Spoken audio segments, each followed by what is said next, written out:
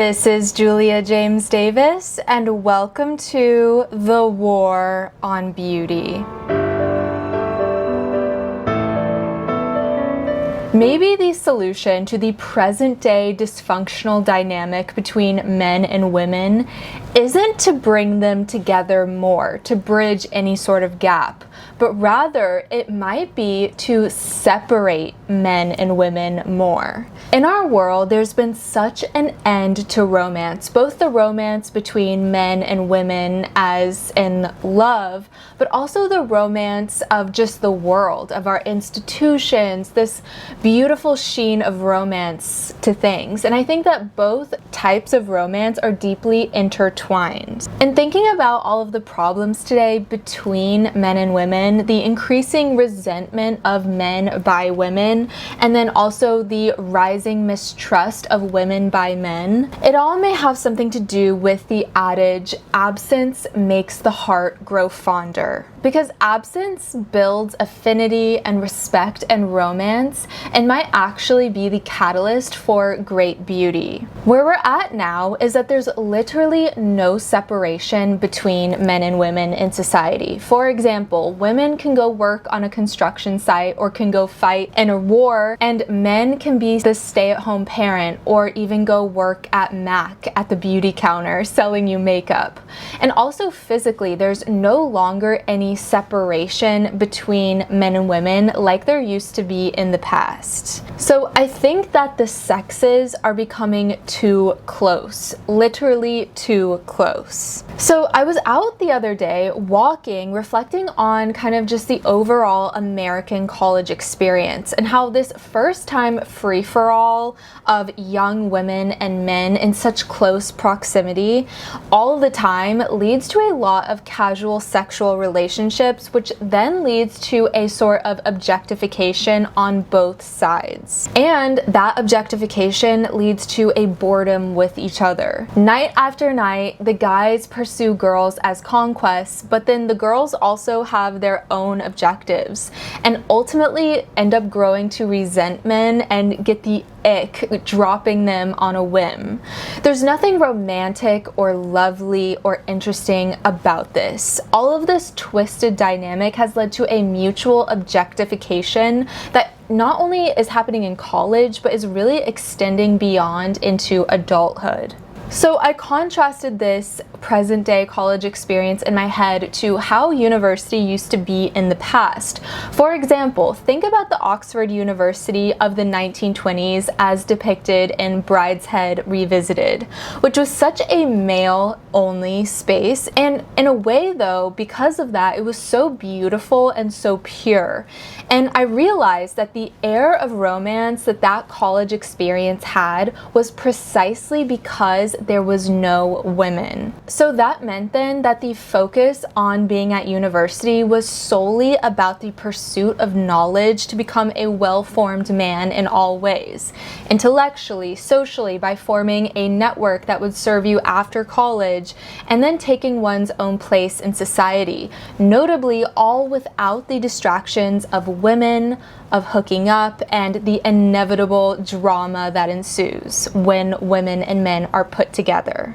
And it's important to note that even then, women were not excluded from education. They were allowed to go to school and to get higher degrees. There were sections at Oxford even where it was just for women. But the important thing was that these sexes were kept separate. And so now we can see how gender integration has really changed the college experience, and how bringing women into male spaces and vice versa has really degraded our important societal institutions and drained all romance. For example, politics, it just doesn't have the elegance or the honor that it once had in the past when it was just a sphere of men. It no longer produces any great statesmen, and neither does the military have the same powerful aura since women have been allowed to be in combat roles. And also importantly, it's not just women going into male spaces, but it's also males going into female spaces. For example, it's now socially acceptable for men to be a full-time stay-at-home parent, be more emotional,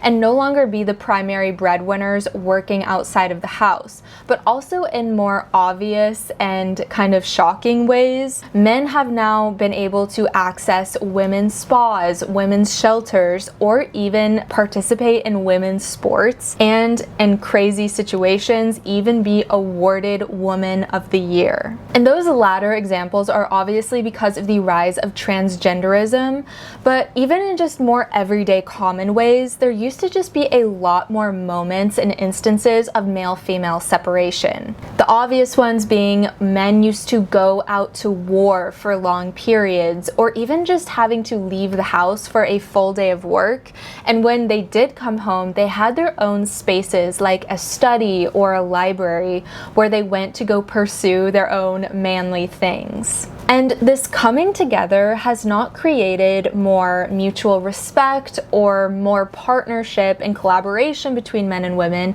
but it's actually ironically just created more resentment than ever. Men would rather date ChatGPT or just abandon women altogether, while women would rather read a hyper-masculine fantasy of a man in a romance novel. And this again is because you have to have absence and separation in order to have an affinity for the other sex, an affinity that leads to romance, and a romance that leads to a poetic outlook on the world. And there's actually a science behind this. In fact, in a study published in the Journal of Communication, couples in long-distance relationships had more meaningful interactions than those who saw each other daily, which led to greater intimacy, and intimacy based in psychological, not physical or sexual closeness. It was also found that in long-distance couples, they idealized their partner more. According to Susan Whitburn, the professor emerita at University of Massachusetts Amherst,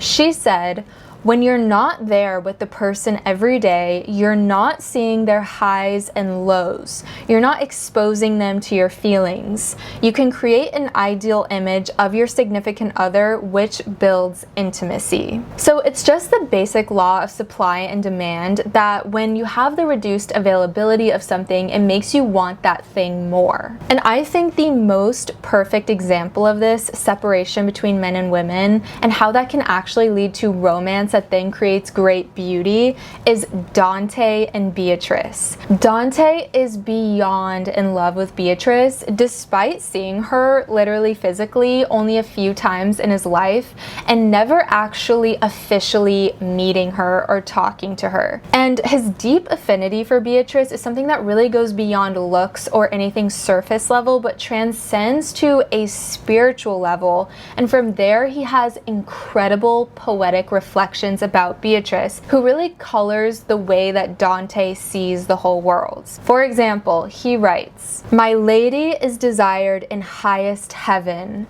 I want to tell you what her power does. A lady who aspires to graciousness should seek her company, for when she walks, love drives a killing frost into vile hearts that freezes and destroys their every thought. And dare a thought remain to look at her, it has to change to good or else must die. And if she finds one worthy to behold her, he feels her power, for her least salutation bestows salvation on this favored one, and humbles him till he forgets all wrongs. This too has God Almighty graced her with. Whoever speaks with her shall speak with him." And it's actually in this separation, in this physical and emotional distance, because they don't have a relationship, they don't really know each other, that a deep spiritual love is fostered. And what really struck me too as important in all of this in La Vita Nuova, which is Dante's collection of poems about Beatrice, was that there was actual mentions of spaces and customs in Florence then where men couldn't go into certain female spaces and vice versa. For example, Beatrice is seen walking through the city always in a group of other women, not in mixed gendered groups. And then also when Beatrice's father dies, Dante mentions a convention where women only mourn together and men mourn together. It's in this physical inaccessibility that the female is elevated to the level of the sacred and the spiritual, which is actually something seen throughout courtly love poetry, because women were seen then as arbiters of a man's moral conduct, and there was something that is unattainable to be appreciated from afar. And it's in this dynamic that the woman colors the man's outlook on the world and on life positively. Through that lens of love, he's looking at everything from a beautiful, loving, poetic space, and in that he then is able to create and to strive for something higher. Love is arguably the greatest artistic muse, especially this sort of unrequited love from a distance. But this sort of love is also extremely uncommon today, as all types of boundaries have just been eliminated between the sexes.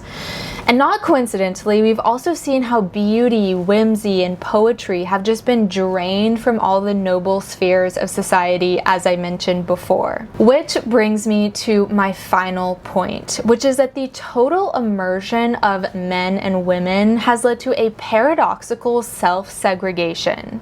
Men are no longer opting to interact with women at all, while women are also choosing to live single lives forever. It's estimated that 45% of women in the US will be single and childless by 2030, and the number of single women in the United States is rising by 1.2% each year, while 63% of men under 30 are single. And I think this stat is shocking. By time today's young adults reach the age of 50, about 25% of them will have been single their entire lives. And so now what we have is this extreme continuum where on the one end we have the incels and the femcells, and then on the other we have the simps and the OnlyFans girls. And I know that's saying it very colloquially in today's kind of terminology, but this is actually what's happened, and this is the reality of this situation as the relationship between men and women grows increasingly sick and alienated. There is no longer any respect, and there's certainly no longer any love. So now I think it's maybe time to realize that in our progressiveness, we've actually just become very regressive, and that we should look back at how relationships and the interactions between men and women used to be for hundreds of years. That's how things were for so long up until recently, and see maybe we're missing something. Maybe that those social conventions and morality and increased gender segregation was actually wise and the best way for men and women to coexist and also to love each other properly. So I think that there really is something to that, and I would love to know your thoughts on the subject. I have been seeing so many people talk about what is going on between men and women, and I don't think that the answer is anything simple like here's just a blanket solution, but I do think that this is something very important. Men and women need to go back to their own spheres and have less crossover. So I'd love to know what you think of this. Please do comment down below. And I thank you so much for watching. I hope that you'll please like, comment, and subscribe, and I will see you in the next one.